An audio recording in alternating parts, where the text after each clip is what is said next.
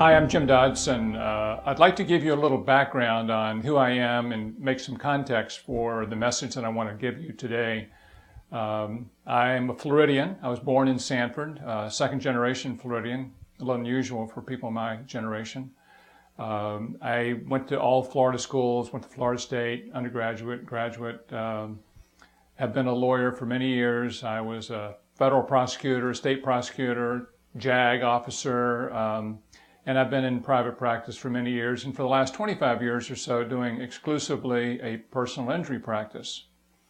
Related to cycling, when my son was in high school and college, we were mountain bikers together and did mountain biking really all over the country. But he got married and I kind of lost my partner.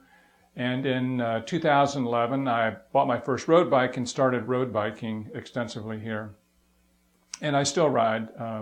And ride the same roads that all of you ride and know what the issues are, which has sort of led me to a message for cyclists because over the last few years, we've devoted a significant part of my practice as representing cyclists who get involved in crashes all over the state. And we represent cyclists currently probably from the Villages to Fort Myers to Sebring to Orlando, I mean, all over Florida. And distance really is no issue. But dealing with cyclists and dealing with cycling crashes, with my experience having represented injury victims and auto crashes and all the other types of injuries that we have handled, I've come to recognize that so many people, particularly in the cycling world, do not understand some very basic things that you need to understand as a cyclist on Florida roads. The first thing you need to understand is that 40% of the cars on our highways carry no insurance that will pay you a dime if they take your life or put you in the hospital. That's 40%. So what does the cyclist do to protect ourselves from these drivers who have no insurance, or the millions of drivers in Florida who have some insurance, but it may be only a $10,000 liability policy with only minimal coverage? And that protection is on your uninsured motorist portion of your auto policy. So I want you to understand that when you look at your auto policy, you need to view it from the standpoint, not only does it protect you in your car, but it protects you on your bicycle, as long as you're involved in a crash with a car or another vehicle. So the message that I want to impart to you is the significant, critical understanding of how important uninsured motorist is to you. I always tell people I wouldn't leave my driveway without $100,000 in uninsured motorist coverage.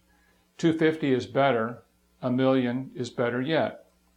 We all have to make individual choices about how much we want to carry.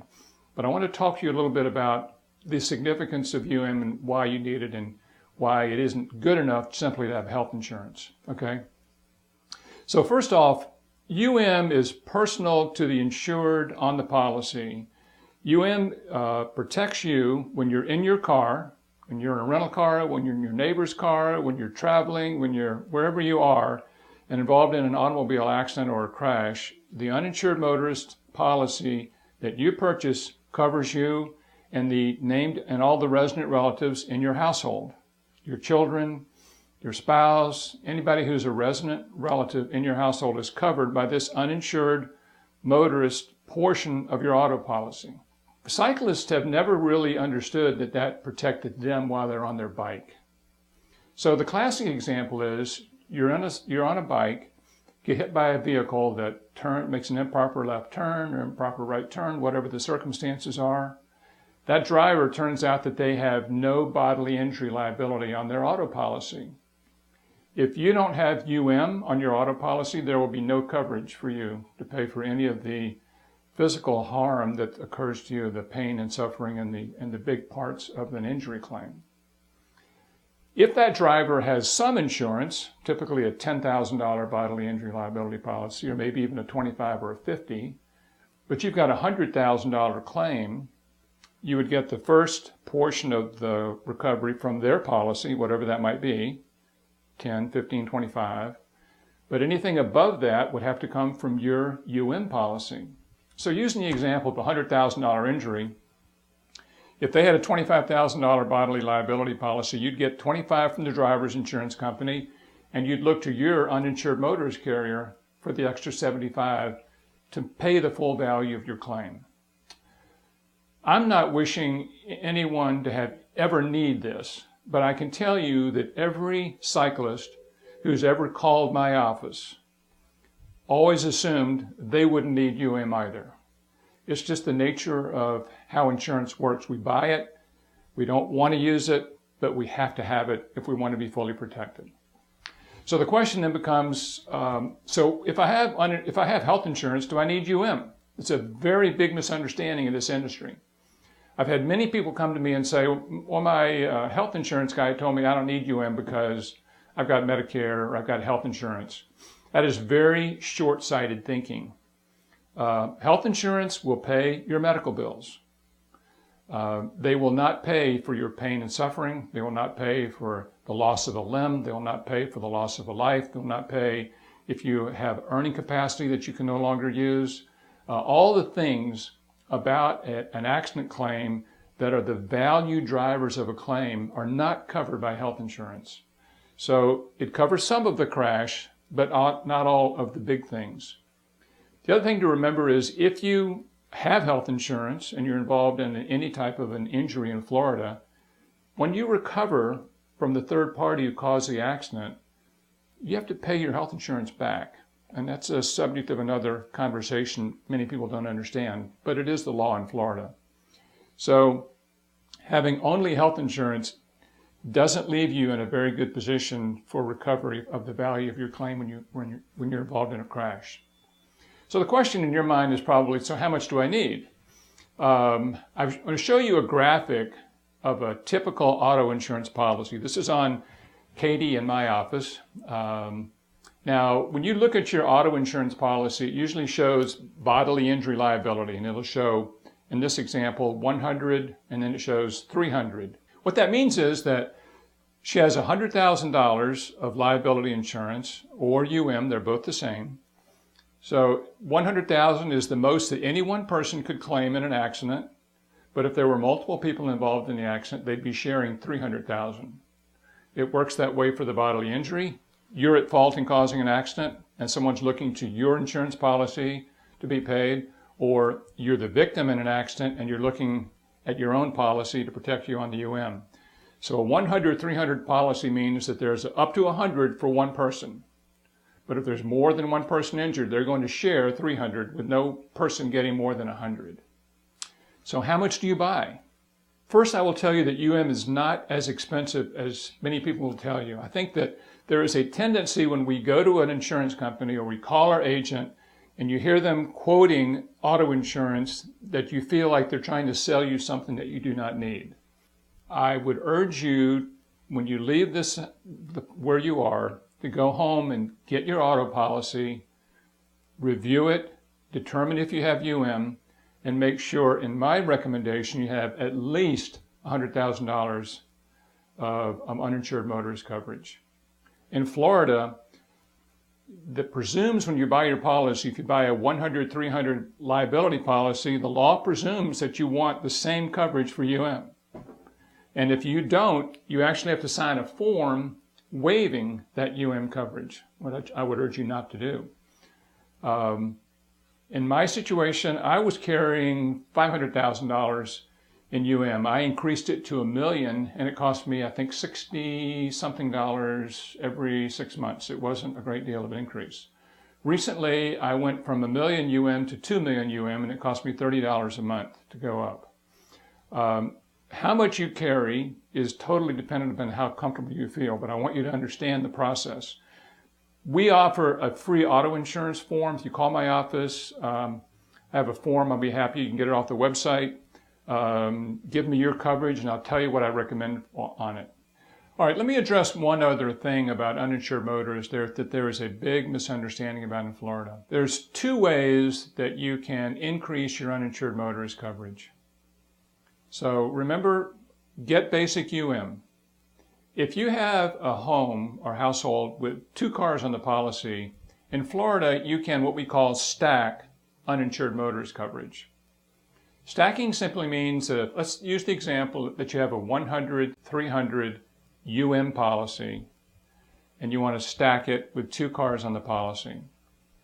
By opting for stacked coverage in Florida, you do 2 things. You broaden the circumstances in which your uninsured motorist will apply. Uninsured motorist is totally statutory, and there's descriptions about when it applies, and you get much broader coverage of the circumstances that UM protects you when you have a stacked policy. But with a stacked policy, it also basically, with 2 cars on the policy, doubles your UM. So a stacked policy with 2 vehicles raises it from 100, 300 to 200, 600, okay? I would always recommend stacking UM, whether you have 1 car on the policy or 2. The obvious benefit is doubling your policy coverage with 2, but if you even have 1 car on the policy, by ordering stacked UM, you expand the opportunities and the circumstances, where UM will protect you and cover you in a much broader way. The other thing that you can do in Florida is that you can buy an umbrella policy. In my situation, I had a $1 million umbrella policy, but it was a liability policy. Remember that an umbrella policy is like opening up an umbrella over your home, if you have a boat or an RV or a motorcycle, and your automobiles. It provides a layer of protection over all of those things. In Florida, you can add an uninsured motorist component to your umbrella policy. And that's what I actually did. I mean, I made my umbrella policy on $1 million UM umbrella as well. So I had basically $1 million UM, and I just made it double by doubling my UM on my umbrella. So those are 2 things to talk to your agent about, determine which is the best way for you to get the most coverage. I will tell you that it is a very sad day when I get a call from someone who's been involved in a crash. And this happens all the time. I've had people sit through seminars that I've given at bike presentations around the state, listen to this message, assume that it's not going to happen to them. 6 months later, call me, Jim, I got involved in a bike crash. Okay, I heard you make a presentation at wherever I was. I said, well, great, did you buy UM? And he said, no, I didn't. That's not an enjoyable conversation, because so many times there isn't enough liability to cover them, and they don't have the right amount of uninsured motorist, and end up with a claim that is worth a lot more than the value of the available insurance. Cycling is a tremendous, fantastic sport we all love, but it does have its downside risk. And when the worst happens, it's very easy, believe me, to have a claim that's worth $100,000, $200,000, or $300,000. It's almost shocking because of the nature of medical bills and reimbursement and how these claims are valued. If you have a question about UM, you're going to get information at the end of this presentation about a pamphlet I've written about uninsured motorists. Don't leave home without it. It'll take you 15 minutes to read it. It'll cover much of what I've said, but in a little bit more detail, and I think it'd be a great asset for you to have. So let me talk to you a minute about another issue which I found a lot of misunderstanding and a lack of understanding or awareness really in the cycling community, and that's with helmet technology. If you're involved in any cycling club, you will have to wear a helmet on any event that they do, and I wouldn't ride out of my garage without a helmet on. And we all kind of look at these bike helmets, unless you've really studied it, it's a big mystery about whether I should get one that costs $50 or one that costs $325. What's the difference in these, and what's the technology out there that might help me prevent brain injuries? The statistics are that 85% of brain injuries in cycling would be prevented with a helmet on, okay? And that 75% of cycling fatalities are due to head injury. So what we as cyclists need to understand is you're looking for any edge you can get to minimize your exposure to a brain injury in a cycling crash. And, you know, so many times when someone is knocked off their bike, regardless of how serious the collision is, there's a high likelihood you're going to hit your head on the pavement. Even if you weren't otherwise significantly injured, just hitting your head on the concrete or the pavement can result in a pretty significant trauma as well independently. There is a technology out there called MIPS, MIPS.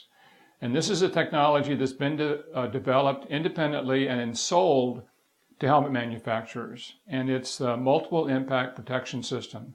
And what it does is designed to minimize what they, in the medical world, this what they call secondary impact. And that means that you have a helmet on, your head hits a hard surface, the head stops, but the brain continues to move within the skull and strikes the front of the skull and then crashes back to the back.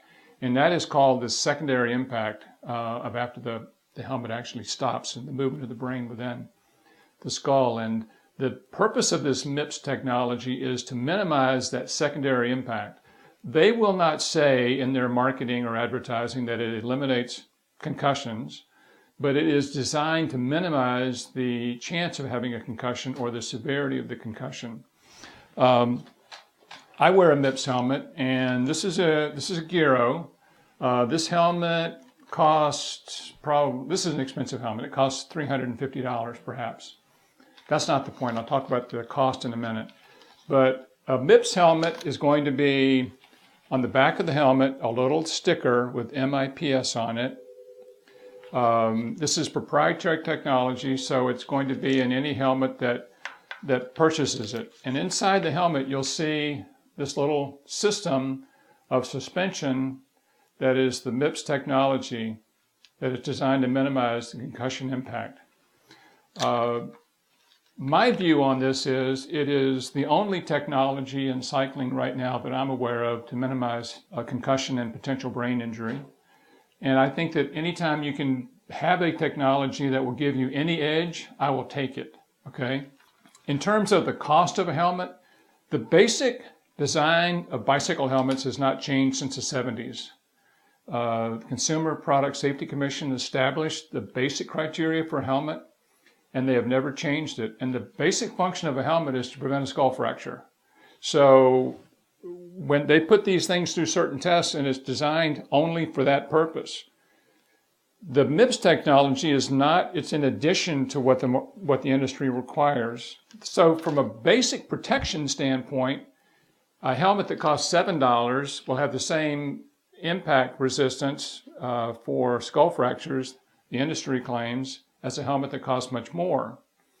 What you get with a much more expensive helmet is a much higher degree of technology with aerodynamic design, breathability, strength, all of the components, all of the straps, and all of the internal mechanisms. Every time you go up a level of cost, those things get better, last more, and made better, more highly designed equipment. So go to your bike shop. I've been wearing a MIPS helmet for 4 years. The first one I went to was REI when I was visiting my son in Salt Lake City. They had them in the back. I had to ask for them, and they brought one out and I bought it. But MIPS is the only technology out there, and it's moved now into most all the manufacturers have it. This is Giro. Giro has been they have a big, broad line of helmets with MIPS. Specialized has it. So look for it, and I would definitely recommend using it as an edge against the potential of a serious debilitating head injury. Let me move to a topic that I found very interesting. I think you'd be shocked if you sat in my office and fielded the calls that we get from cyclists all over Florida. The number of calls I get from people who have ridden their bike into something that's caused the frame to crack, whether it's a parked car or a post or they've fallen off their bike somewhere. We've had people have their bike fall off the back of their car, they drive under something that's an overhanging projection. There's a lot of ways that you can destroy, particularly a carbon frame. And my secretary or my legal assistant, when I first started representing cyclists years ago, was just astonished that when people called and they'd been involved in a cycling crash, it was amazing to her that their first concern wasn't about themselves, it was about their bike. So how's my bike and how soon can I get back on it? One of the things that you have to be concerned with is if I'm involved in any kind of a crash or an incident involving the loss or damage to my bike, how do I get it paid for? If you're involved in a car accident or a car crash, then you're going to look to the other driver's insurance company to replace your bike. But what if you drive into a fixed object, or the bike falls off, or gets stolen, or any number of ways that your frame gets damaged? We had a call from someone who was doing a ride. They parked their bike at the rest area. Someone parked next to them. The bike fell over and destroyed the $6,000 frame just from a bike falling against it at a rest stop. So, the point I think many people believe is that, well, I just look to my homeowner's insurance because they'll cover me. First off, you may have limited liability with your homeowner's insurance. Many times you have to have a special policy to cover your bike, or there may be a limit on how much they'll cover, whether it's $2,000, $3,000, $4,000. The second thing that'll happen with a homeowner's coverage is they're going to depreciate your bike. So if it's 5 years old, they're going to depreciate it and basically be evaluating a used bike. And third, they're going to apply your deductible. So if you have a $1,000 deductible on your homeowner's policy, you've got a $5,000 bike, it's 5 years old, you may get $1,200 for your bike, or $800 by the time they go through that gyration. So there are policies out there that will help you pay for your bike regardless of how it gets injured. And one of them is a company called Velo Insurance. I insure my bike with them. I don't have any relationship with them. I'm not pimping for them. I get nothing for mentioning their name, but I do think that they have a good product. I ride a 2011 Specialized Roubaix. It's like a $3,000 bike, and my premium on my bike is around $11 a month, I think. The advantage of a company like Velo Insurance is if your bike is destroyed, they apply a minimal deduction of about $100, whatever your deductibility is, and then they just replace the bike, okay? We had a claim recently where someone who did have Velo Insurance, they were involved in a bike crash, and Velo wanted to repair the frame. And they told me that they were one of the largest carbon bike repair companies in the world. Surprising to me, because I didn't know that they were repairing bike frames. But what happened in that situation, when we asked them if they would stand behind and guarantee the repair, they still replaced the frame for the person. So Velo Insurance gives you insurance on your bike. There's just a small deductible and you get your bike repaired. It's just a very good way, particularly as you get into more expensive frames, to make sure you're fully covered. So look into it, make your own decision, see if it might be that or some other product that really works for you. Let me conclude by mentioning one thing that's near and dear to my heart. I'm a member of the Florida Bicycle Association. I'm on the board. I've been on the board for many years. The FBA is the association representing cyclists in Florida. We really need individual cycling memberships. You may belong to a club that belongs to the FBA, but I would urge you to consider joining the FBA individually or as a family. Individual membership is as low as $25. The FBA lives and breathes based on individual and bike shop and other business memberships. The FBA is the only organization in Florida that's really standing up for cyclists in all we do, from the legislature to meeting with FDOT and all of the initiatives around Florida for safe cycling and promoting cycling. We've got a very active executive director who's connected with anybody in Florida who's connected with bicycle and bicycle safety and bicycle path design. The FBA is there helping. So look for the FBA, go to the website. I urge you to join them. I can't close this presentation without a little bit of a self-serving marketing message. As I indicated, we're in Clearwater, but we represent cyclists all over Florida. My agreement with cyclists, if you're injured and you need me, I'll come to you. We represent people in all types of injury claims, from pedestrian to medical malpractice. One of the things that you have in your packet that you'll have where you are is a coupon for our jersey bin. So this is I got tired of using a sandwich bag when I went cycling, so we developed this waterproof phone case. It comes with a lifetime guarantee. If it wears out, I'll give you a new one. It's shamelessly logoed with my name on it. You'll have other information that goes with that goes inside, 8 steps to take after a cycling accident. If you sign up for that, you'll be signed up for our newsletter, and I personally write a newsletter every month. I do for my cycling friends. You'll join some 2,000 cyclists across Florida to get our newsletter every month. I think you'll find it interesting. I only write about things that I find interesting. So I'd love for you to consider doing that.